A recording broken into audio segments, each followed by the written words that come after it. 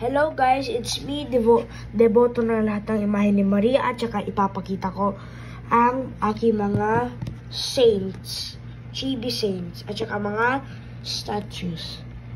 Ang uunahin natin, wait lang, lagi ko sorry. Ang uunahin natin dito ay si Nazareno. Bigay ito ng aking tito na si Tito Richmond.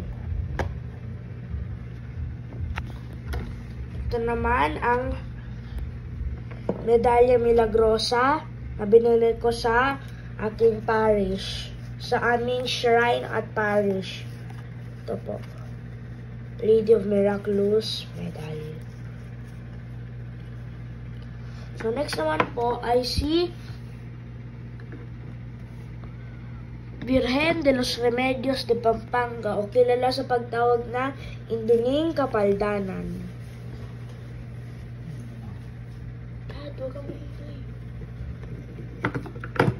Ang next naman ay si San Juan Bautista or Saint John the Baptist. Yan po siya. Binili lang po ito para sa akin ng aking tito. Sorry. Binili para sa akin ng aking tito. So next naman is Nuestra Señora de Aranzazu de San Mateo Rizal. Ito po siya. Nabili lang po ko din ito sa, hindi po sa Bella Chibis, iba pong siya ang shop. Ito po. At ito po rin ang aking Birhen sa Lourdes. Nabili ko lang po ito sa St. Paul's ng MOA, SM Mall of Asia. At ito po naman ang aking Nuestra Señora de los Dolores de Turumba. Ito po siya. Nabili ko lang po siya sa Bella Chibis sa Shopee. Next ko naman ay si La Naval de Manila. Nabili ko lang po ito din siya. Pinili ko po ito sa Lazada. Ang ganda po, maganda po siya. May mga glitters po siya sa kanyang 12 estrellas.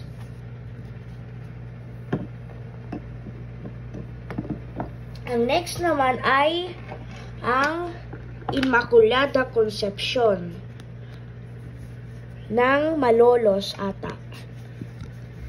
Nabili ko lang din ito sa Las Piñas, St. Paul's.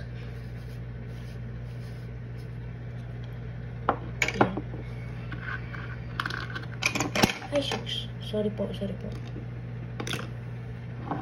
At ito po naman ang aking Risen Christ o pagkabuhay ng ating Panginoong Jesus. Ito po si Kuya Jesus na nung pagkatapos niyang mapako sa krus at pagkatapos ng 3 araw. Next naman natin ay si Birhen ng Manawag. Nabili ko din po ito sa Las Piñas SM sa St. Paul's. Ito po.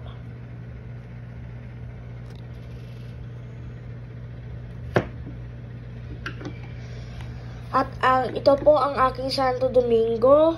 Ito po yung kanyang crown. Natanggal po siya. Wait lang po guys. Ito po. Yung ano niya po. Yung aureola.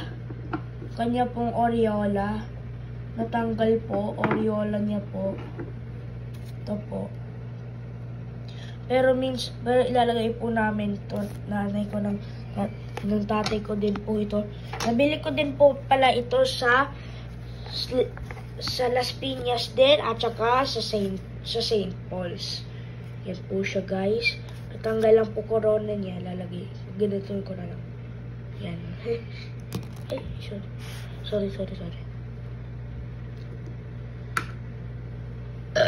Excuse me guys. Sorry. Ito naman ang aking Birhen sa Fatima. Pwede, yung rosaryo po ito ay kasama po sa aking induning kapaldanan. Yan guys. Tsaka natatanggal din po ang crown niya. Dahil, ito po ang image na ang kinoran, ang crown ko. At ito po ang aking, parang hindi po to chibi, parang lang po siyang, mukha lang po siyang chibi. Pero po ito ang aking baby Jesus.